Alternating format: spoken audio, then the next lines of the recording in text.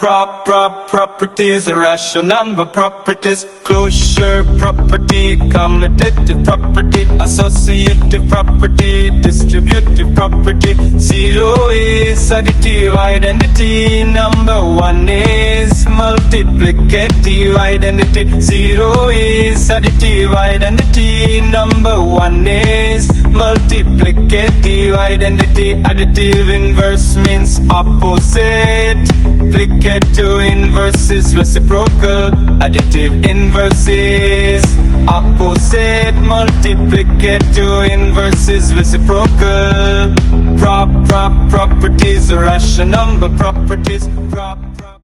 देखिए बच्चों, आज मैं आप लोगों के सामने फर्स्ट चैप्टर 10th का स्टार्ट करने वाला हूं, जिसका नाम है रियल नंबर।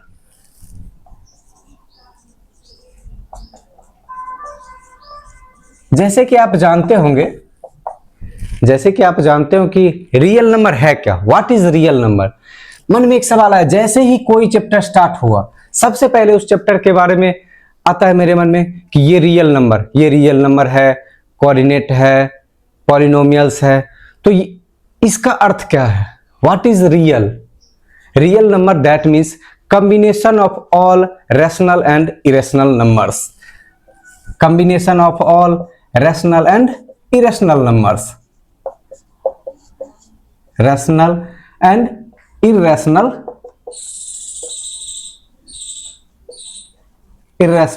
numbers. इसको आप डिफाइन ऐसे भी लिख भी सकते हो, combination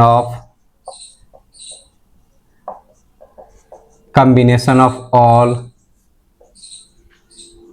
rational and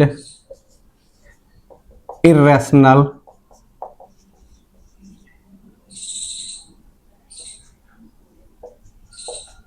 numbers are called real number.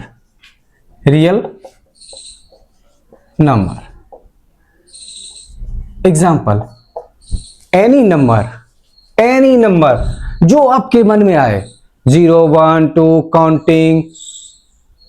Counting numbers, 0 fractional number, root, square root, cube root, any 1, 2 negative, positive, fractional number और all numbers are called real numbers. अब न्यू टर्म आता है इसमें, first term rational number. What is rational number? Rational number, any number is form of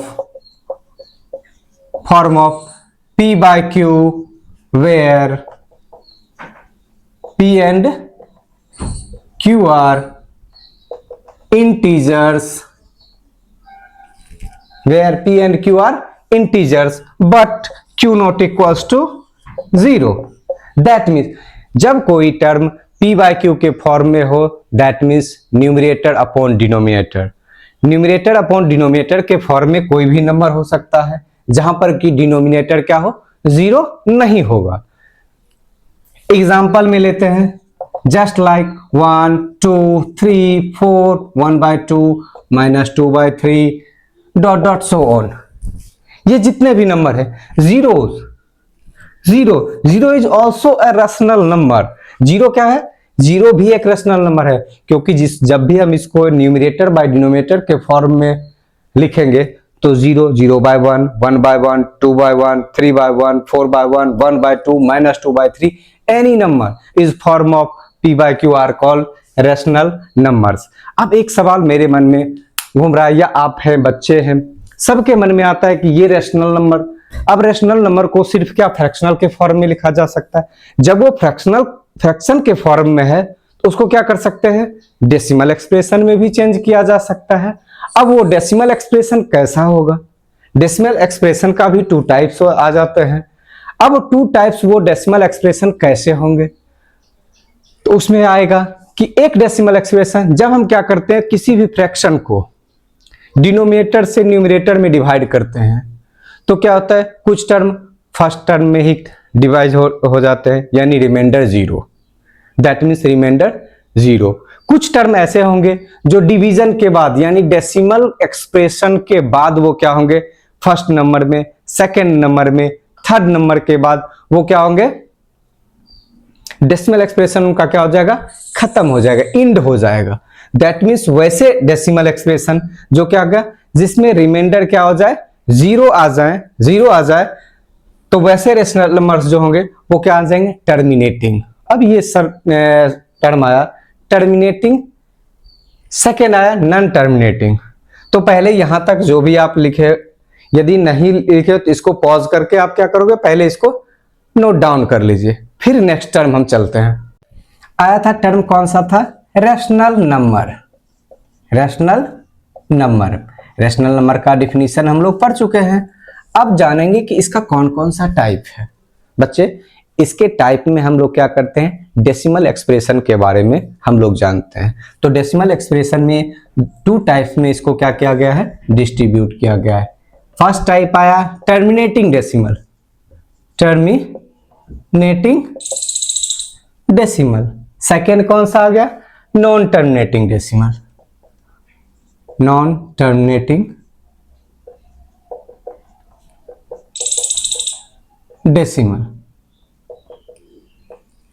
अब देखो हम तो पहले बात किए थे कि रैशनल नंबर जो पी बाई क्यू के फॉर्म में हो, तो यहां पी बाई क्यू के फॉर्म में जब होगा दैट मीन्स वो क्या होगा कि न्यूमरेटर डिनोमिनेटर होगा, जिसमें एक फ्रैक्शन आएगा। अब उसमें हम क्या कर सकते हैं, डिवाइड करेंगे किसी नंबर को किसी नंबर से, तो उसमें ऐसा एक्सप्रेशन होगा कि कोई पूरा डिविजिबल हो जाएगा, that means remainder equals to zero. अब कोई ऐसे भी आएंगे कि डेसिमल एक्सप्रेशन के बाद भी क्या होंगे, वो बढ़ते रहेंगे।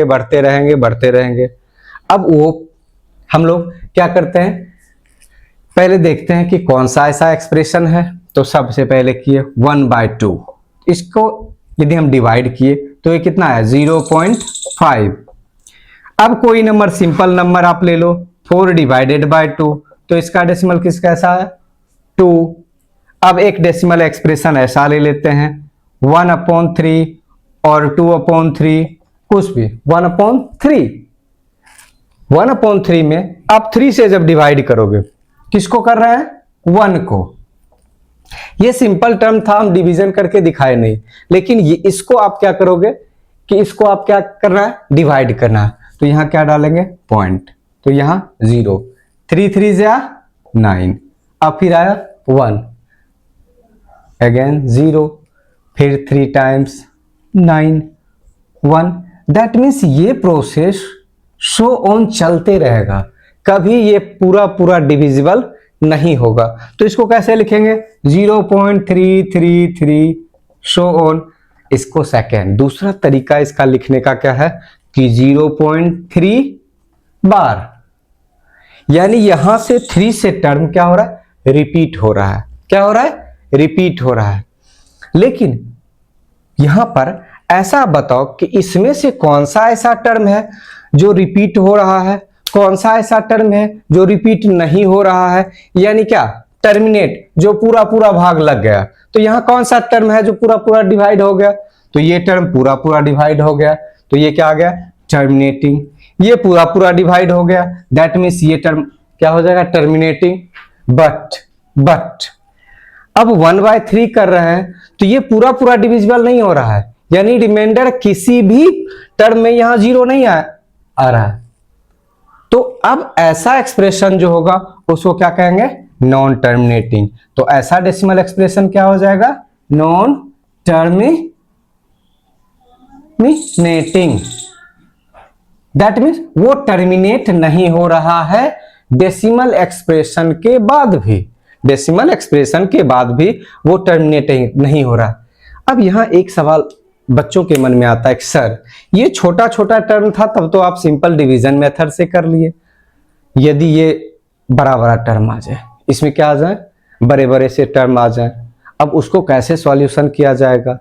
तो आप एक इसके लिए क्या करोगे, या तो आप डिवाइड करोगे, और इसके लिए कुछ प्रोसेस हैं जो हम आपको बताने जा रहे हैं, देख लो थोड़ा सा।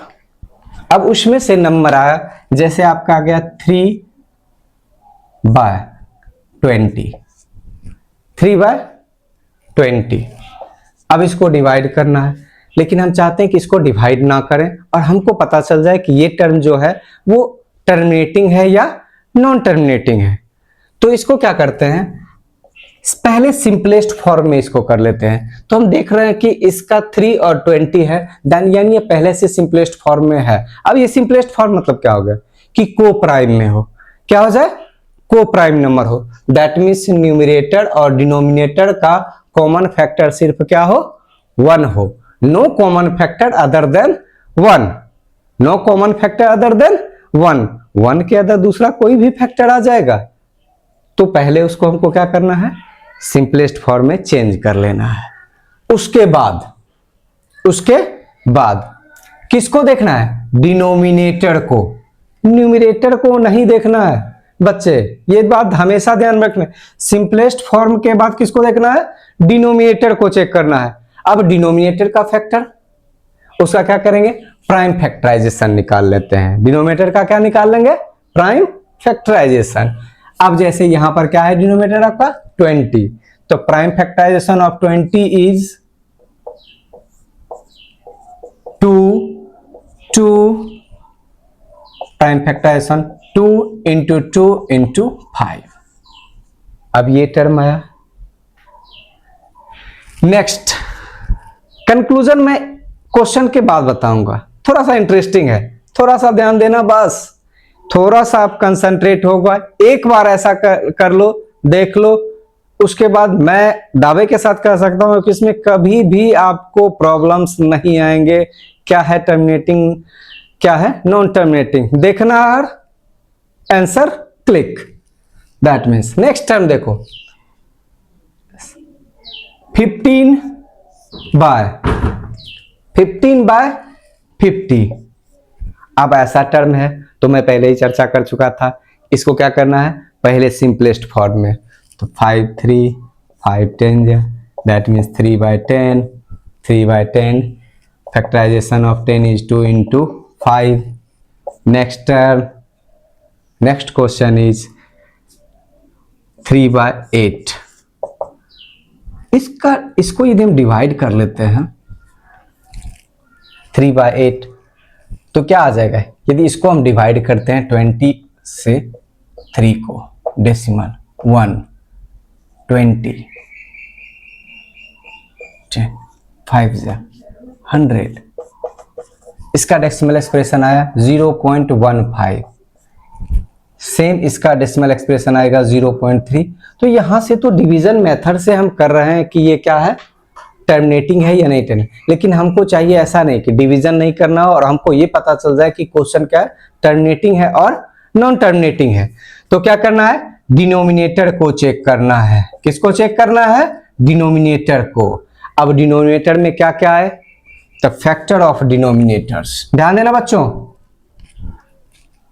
Factor of denominator are in the form of 2 into 2 into 2 so on. That means 2 to the power n के फॉर्म का, where n is positive integer, जहां पर n क्या है, पॉजिटिव इंटीजर, या तो इस फॉर्म में रहेंगे। Second, factor of denominator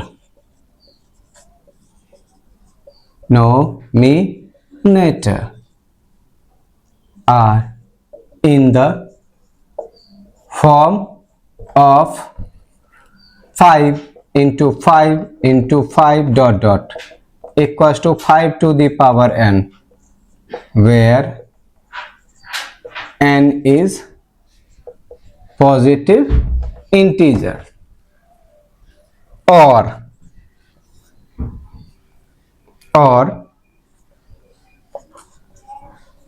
factor of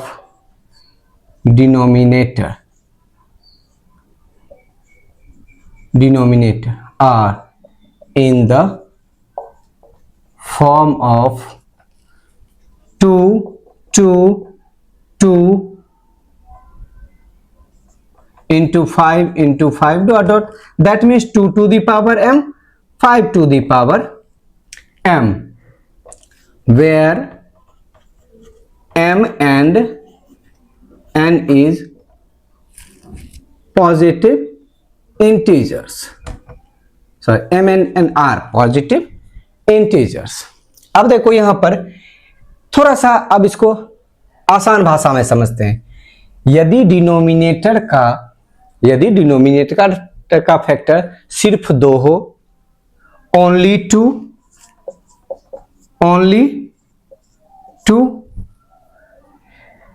या ओनली 5 के टर्म का, सिर्फ 2 के फॉर्म का हो, सिर्फ 5 के फॉर्म का हो, या 2 और 5 दोनों हो, ओनली 2 and 5 के टर्म में। ये नहीं कह रहा हूं कि एक ही 2 और एक ही 5, यानी सिर्फ 2 हो या सिर्फ 5 के फॉर्म में हो। ऐसा डिनोमिनेटर जब भी आएंगे तो ये सभी टर्म जो होंगे वो क्या होंगे? टर्मिनेटिंग होंगे। क्या हो जाएंगे? टर्मिनेटिंग आ जाएंगे। बस ये बात ध्यान में आ गया कि क्या करना है, सिंपलेस्ट फॉर्म में लाना है।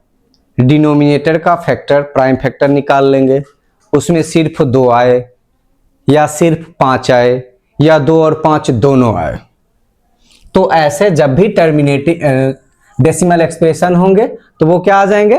टर्मिनेटिंग। अब इसको छोड़ करके, यानी 2 और 5 को छोड़ के कोई भी number, any number other than 2 and 5, 3, 11, 13 और एनी नंबर्स, यदि ऐसे टर्म्स आते हैं डिनोमिनेटर में, प्राइम फैक्टर में, तो वो सभी टर्म्स हो जाएंगे नॉन टर्मिनेटिंग। तो ऐसे सभी टर्म्स क्या आ जाएंगे? Non terminating. तो अब बच्चे बताओ, कहीं से नॉन टर्मिनेटिंग या टर्मिनेटिंग समझने में आपको कभी प्रॉब्लम होगा? कभी हो ही नहीं सकता है, क्योंकि सिंपल तो हमको चेक करना है, सिंपलेस्ट फॉर्म में लाना है, डिनोमिनेटर का फैक्टर निकालना है। डिनोमिनेटर का फैक्टर 2 हो, 5 हो, या 2 और 5 बोथ हो, तो टर्मिनेटिंग। इसको छोड़ करके कोई भी नंबर आ जाए तो क्या हो जाएंगे? Non terminating. That's all. तो अब इसको क्या करते हैं, कुछ क्वेश्चंस के बेसिस पर हम लोग क्या करते हैं, समझते हैं। बताऊं, फर्स्ट का फर्स्ट नंबर है, आपको इसमें इंडिकेट करना है कि कौन सा टर्म टर्मिनेटिंग है और कौन सा क्या है, नॉन टर्मिनेटिंग है। जैसे मैं बताया 13/50, 13/50 सेकेंड। अब इसमें आपको क्या करना है, टर्मिनेटिंग और नॉन टर्मिनेटिंग सिर्फ बताना है, और विदाउट डिवीजन। ये ध्यान रखना है कि डिवीजन नहीं करना है, और हमको क्या करना है, बताना है कि कौन सा टर्म टर्मिनेटिंग है, कौन सा टर्म क्या है, नॉन टर्मिनेटिंग है। 17/215 थर्ड,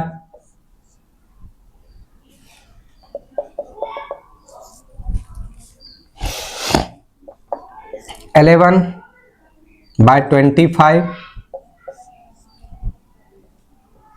फोर्थ टर्म,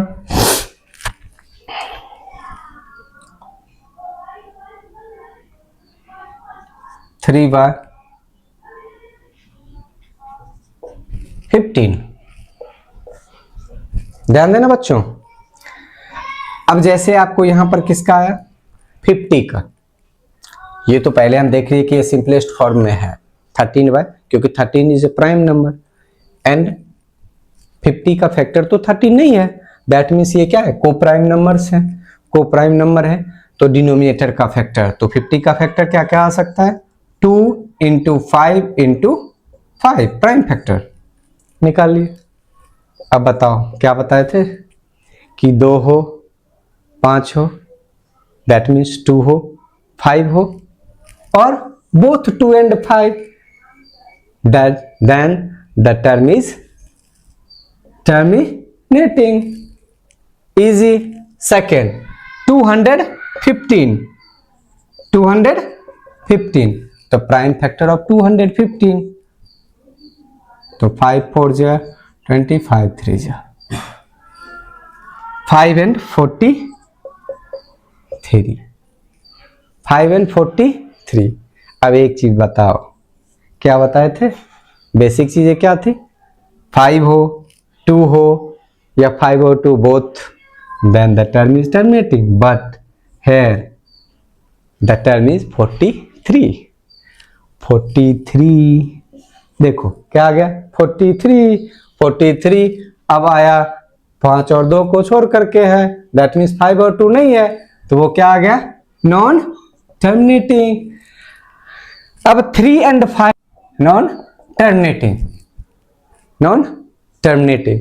अब देखो 11/25, अब कितना है? 11/25, ये भी को प्राइम में है, तो 25 का क्या आ गया? 5 into 5, that means only 5 terminating.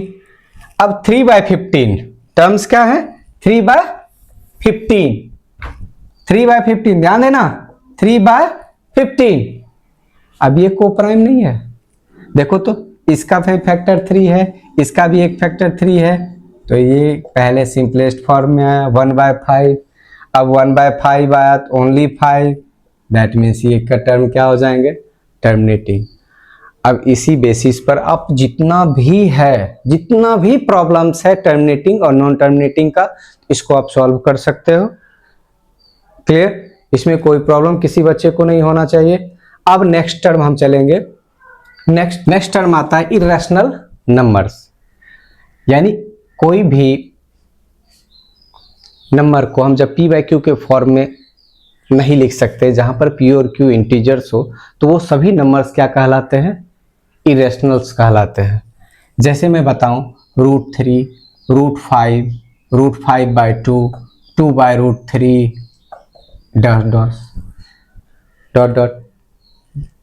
Shown, ऐसे नंबर्स जो भी हैं वो क्या कहलाते हैं? इरेशनल। अब इसी में यदि आ जाते हैं डेसिमल एक्सप्रेशन वाले, डेसिमल एक्सप्रेशन में क्या होता है कि जिसका डेसिमल एक्सप्रेशन ना ही रिपीटिंग हो ना ही टर्मिनेटिंग हो, और ना ही टर्मिनेटिंग हो, that means non repeating and non terminating decimal expression are called irrational numbers. तो यहां देखिए, ना ही ये रिपीट कर रहा है, ना ही ये इंड हो रहा है, तो ऐसे टर्म्स क्या कहलाएंगे? इरेशनल नंबर्स कहलाएंगे। अब ये एक क्वेश्चन आता है कि मैं इसको इरेशनल मानता हूं, तो इसको प्रूव भी करना है कि कैसे ये इरेशनल्स हैं। तो सबसे पहले मैं क्या चलूंगा? √3, √5 या √6, √7, ऐसे जितने भी नंबर्स हैं इनका प्रोसेस सेम चलता है। तो इसको आप क्या प्रूव करने जा रहे हैं? Prove that √2 is irrational. क्या प्रूव करना है? हमको प्रूव करना है कि √2 या √3 या √5 या √7 इस तरह के जितने भी टर्म्स हैं वो इरेशनल हैं, इसको प्रूव करना है। तो एक चीज बताओ, ऐसा जब भी क्वेश्चन रहेंगे तो आपको क्या करना है? कंट्राडिक्शन से करना है, दैट मीन्स विरोधाभास। जैसे मैं कह दूं कि अब इसका एक एग्जांपल आप लोगों को मैं देता हूं। कुछ बच्चे ऐसे होते हैं जैसे उनकी हरकतें तो बच्चों जैसी नहीं होती है, लेकिन हैं वो बच्चे, यानी क्या उनका क्या है? हरकतें बच्चों जैसी नहीं है, लेकिन क्या है कि वो बच्चे हैं, यानी उनका दोनों में क्या है? कुछ कंट्राडिक्शन है। तो हमको प्रूव करना पड़ेगा कि ये बच्चे हैं। जैसे मैं कहूं ये हाथ है, तो हाथ का अपना प्रॉपर्टी है, लेकिन हम इसको क्या कहेंगे? प्रूफ करना है कि ये हाथ है, तो इसको कैसे प्रूफ करेंगे? तो मैं इसका कॉम्बिनेशन, मैं इसको ले लेता हूं कि ये पैर है। अब पैर से मैं चलता हूं, लेकिन हाथ से चल तो नहीं सकते हैं, हाथ से खाना खाते हैं। तो यानी क्या किए? जो काम मैं पैर से करता हूं उसको हाथ से नहीं कर सकता हूं तो दोनों में कंट्राडिक्शन हो गया। तो मैं ये प्रूफ कर सकता हूं कि ये क्या है, हाथ है, पैर नहीं है। तो इसको कैसे करेंगे, चलेंगे। तो सबसे पहले ये क्या है इरेशनल। तो इसको क्या करना है, एज्यूम कर लेंगे कि ये रैशनल है। तो let √2 be a rational, √2 be a rational. That means √2 equals to P by Q, where P and Q are integers but Q not equals to 0। अब यहां पर हम ले लिए कि √2 रेशनल है तो ये P by Q के फॉर्म का होगा, P by Q के फॉर्म का होगा, जिसमें अब यहां P और Q क्या है, इंटीजर्स है, but Q not equals to 0। अब एक और चीज इसमें थोड़ा सा ऐड कर देता हूं मैं कि P and Q are को प्राइम नंबर्स, को प्राइम नंबर। अब को प्राइम नंबर्स है यानी P और Q में no common factor other than 1, यानी P और Q में एक के अलावा दूसरा कोई कॉमन फैक्टर नहीं है। Means no common factor other than 1,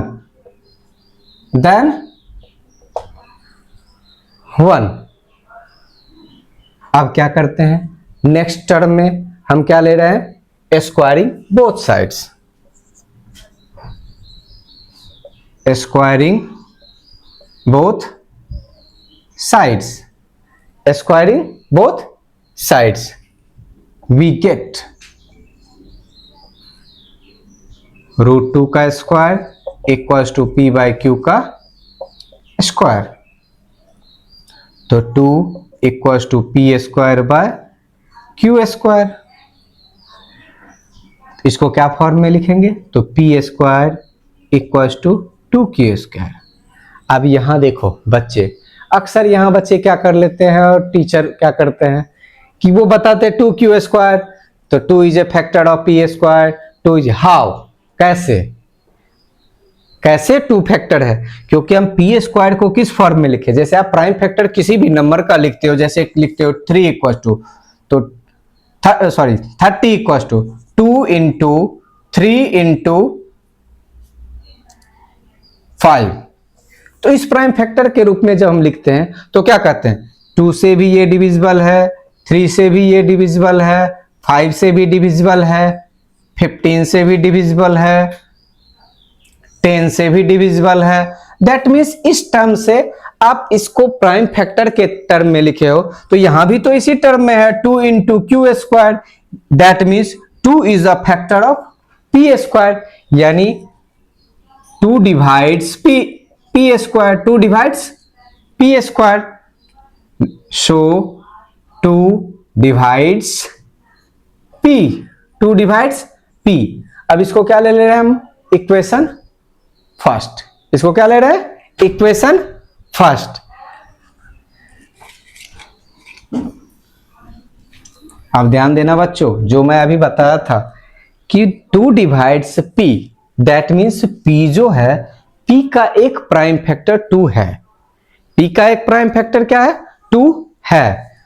तो P इक्वल्स टू 2K, हम ऐसे लिख सकते हैं, जब P का एक फैक्टर 2 है तो हम P को 2K के फॉर्म में लिख सकते हैं, where K is arbitrary constant, where K is constant भी लिख सकते हो, आर्बिट्री कांस्टेंट भी लिख सकते हो, दोनों में कोई प्रॉब्लम नहीं है, क्योंकि K कांस्टेंट है तो 1 2 3 एनी नंबर कुछ भी हो सकता है उसका एक फैक्टर।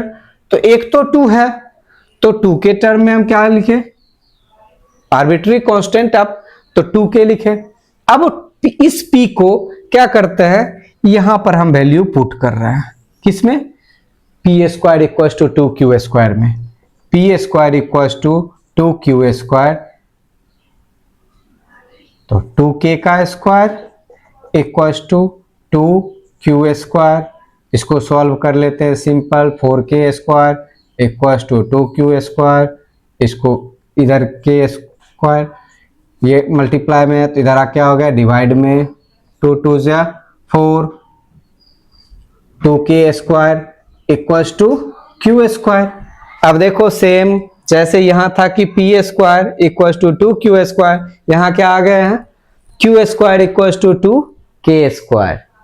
2k²। अब ध्यान दो, दैट मीन्स 2 एक फैक्टर है q² का, यानी 2 किसको कर रहा है, डिवाइड्स, 2 डिवाइड्स q²। सो 2 डिवाइड्स q। अब ये दोनों टर्म जैसे मैं यहां लिखा तो ये किससे आया है, तो fundamental theorem of arithmetic.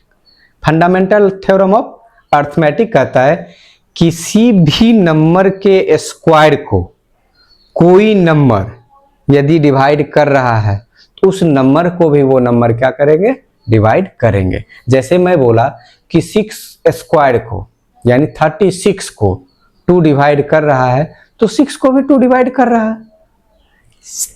Similarly ये कंडीशन, इसको क्या ले ले रहे हम, इक्वेशन सेकेंड।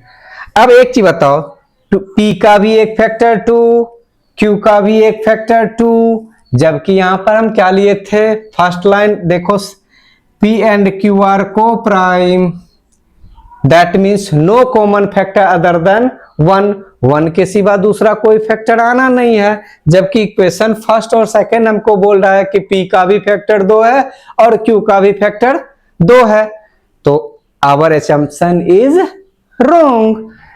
तो from equation first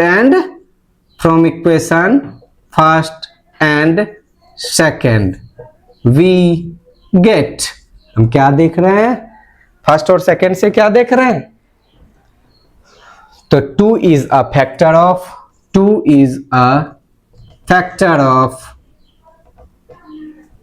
p and q both show our assumption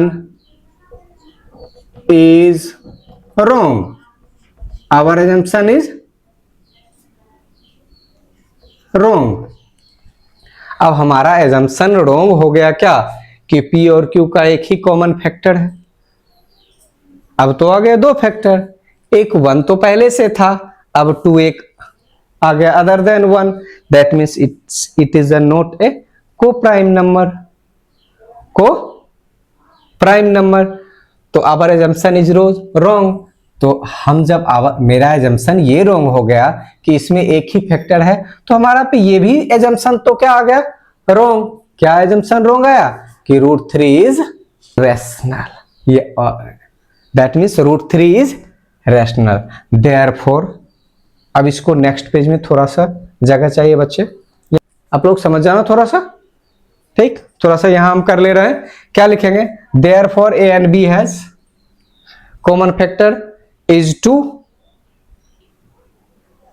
this contradiction has, तो यहां क्या लिखेंगे आप, this contradiction। देखो यहां पर आप लोगों को प्रॉब्लम तो नहीं हो रहा है, इतना छोटा में लिख रहा है तो, contradiction has arises।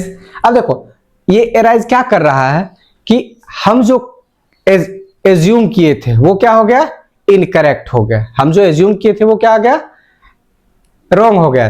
एराइजन बिकॉज क्या, this contradiction has arisen because of our incorrect assumption,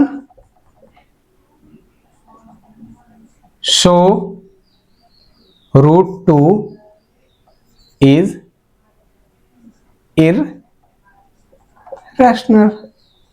√2 is irrational। देखो वहां क्या कंक्लूजन निकला था कि √2 जो था वो क्या था, जिसमें P बाय Q के फॉर्म में जब हम लिखे थे तो उसका एक ही फैक्टर कॉमन था, लेकिन यहां पर क्या आ गया था, प्रीवियस पेज में क्या आया था कि P का एक फैक्टर 2 भी आ गया है। तो क्या लिखेंगे, this contradiction has arisen because of our incorrect assumption that root 2 is rational, so we conclude that root 2 is irrational। अब बताओ बच्चे, ऐसा क्वेश्चन जब भी रहेगा √3, √5, √7 तो हम लोग प्रूफ कर सकते हैं कि ये क्या है, इरेशनल्स हैं। अब देखो नेक्स्ट टॉप वीडियो में हम लोग बात करेंगे किस पे, कुछ स्पेशल केस इरेशनल में आते हैं, जैसे सम का, दैट मीन्स एडिशन का, एडिशन, सेकेंड क्या, सब्ट्रैक्शन, सब्ट्रैक्शन, थर्ड क्या आ गया, मल्टीप्लीकेशन,